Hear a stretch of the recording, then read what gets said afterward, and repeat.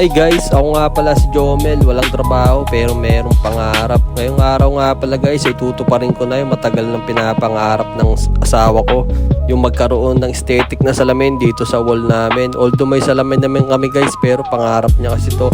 Bali gagamit nga lang pala tayo dito ng level bar para pantay na pantay yung salamin na ikakabit natin. Syempre metro hindi mawawala para sa pagsukat-sukat natin. Kayang-kaya ng kahit sino to guys, basta panoorin nyo na lang hanggang sa dulo. Let's go!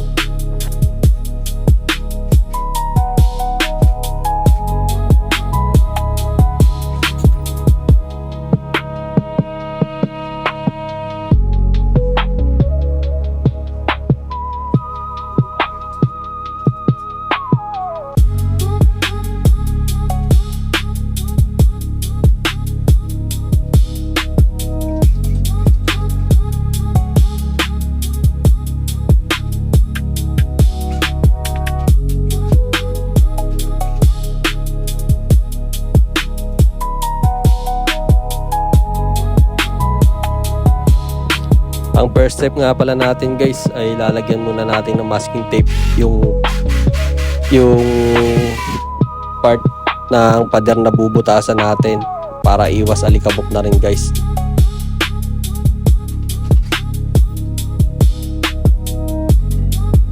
Bali naayos ko nga lang pala dito yung barena guys kasi pinalitan ko siya ng bala. Tapos bubutasan na rin natin ulit yung pangalawa na paglalagyan natin ng salamin. Ganun lang din sa ginawa ko sa una, nilagyan ko lang din ng masking tape bago ko siya butasan.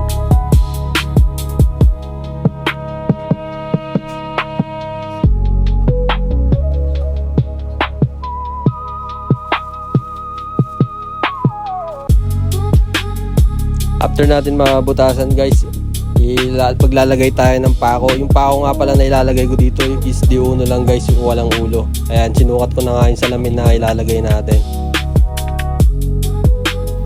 Make sure nyo lang guys na pag naglagay kayo ng pako dun sa may pinagbutasan natin guys, yung konting ulo lang yung nakalitaw sa kanya guys, para hindi rin siya tumumbok dun sa pinakasalamin. Yung purpose nga pala guys ng pako na ilalagay natin guys is siya yung magsisilbing stopper ng salamin na ilalagay natin. Kasi bago natin lagyan yan ng pandikit guys, kailangan talaga mayroon siyang stopper. May tendency kasi guys na pwede siyang dumulas pababa or bumagsak. Kaya para sigurado tayo, maglalagay tayo ng stopper guys. Yung stopper na nilagay ko guys, ayun nga yung pako lang na D1.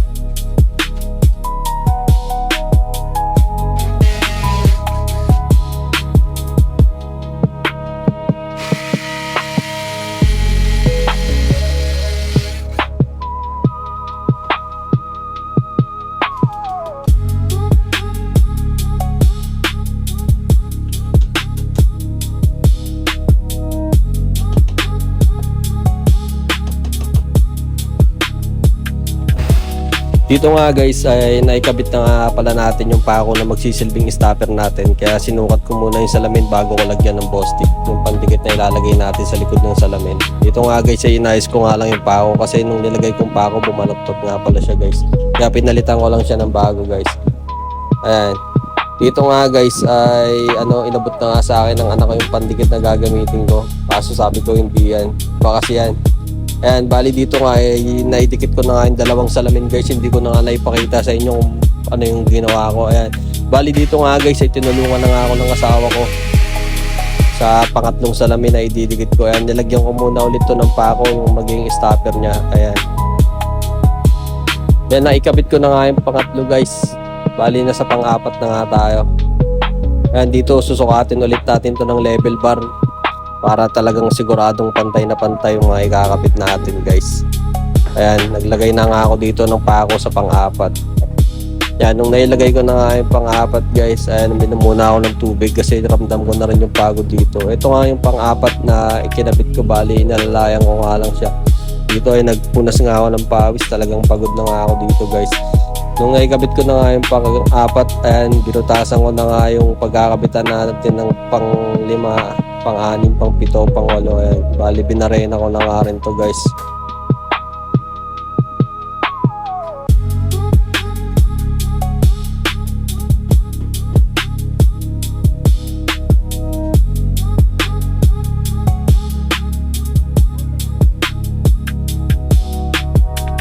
At dito nga kung mapapansin nyo, yung mga anak ko nakabantay na sila kasi excited na rin sila na matapos yung ginagawa ko.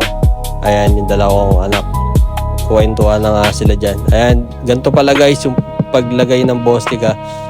Lagyan nyo lang bawat kanto ng salamin. Ayun lang, ganun lang yung ginawa ko. Kanto-kanto lang yung nilagyan ko. Ayan. Tapos susukatin ko pa rin to sa baba para talaga siguradong pantay na pantay guys, para mas maganda tignan. Ayan.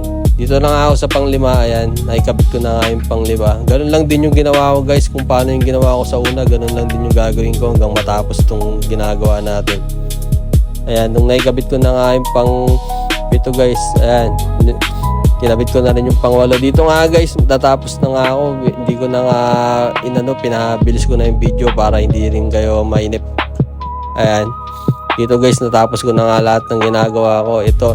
At dito nga guys ay maglilinis na nga ako. Ayan, sana panoorin nyo at tapusin nyo hanggang sa dulo guys para makakuha kayo ng idea. Kahit sino kayang gawin to guys.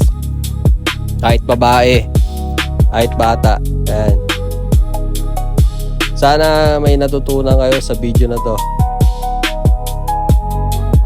Sana rin tapusin nyo hanggang sa dulo.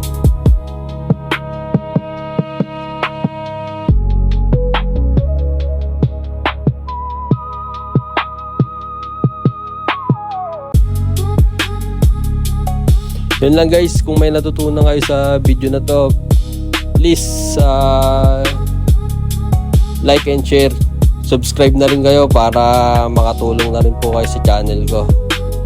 Yun lang po, hanggang dito na lang. Maraming salamat sa mga manood ng video na to. God bless po sa ating lahat. Peace out.